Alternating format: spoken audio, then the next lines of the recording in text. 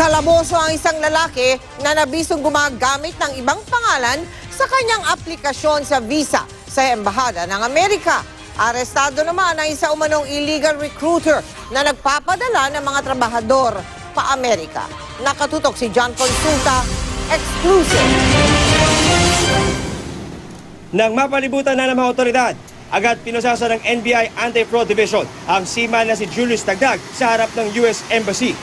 Nag-a-apply sana si Dagdag ng visa pa Amerika gamit ang pangalang Sean Jimenez. Pero natuklasan ng embahada na ang fingerprints niya ay exact match sa fingerprints ng isang Julius Dagdag. Nung umpisa ay iginit ng suspect sa NBI na Sean Jimenez ang kanyang pangalan. Pero nabisto ng NBI ang pagkapanggap ng suspect na makita sa kanyang ID ang isang Charlie Dagdag na inilagay niyang kapatid. At ang dahilan, kaya pala nagpapalit ng pangalan ng suspect. Una, makakuha ng US visa at matakasan niya yung krimen niya ginawa dito sa Pilipinas. Natakot kasi ako that time, sir, kasi wala naman akong alam sa tungkol sa mga kaso-kaso. At may warat ka, ma'am. Baba na lang po, ma'am.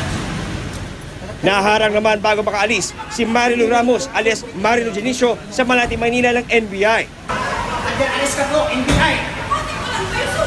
Bibigay namin sa gwardiya. Guard, halika.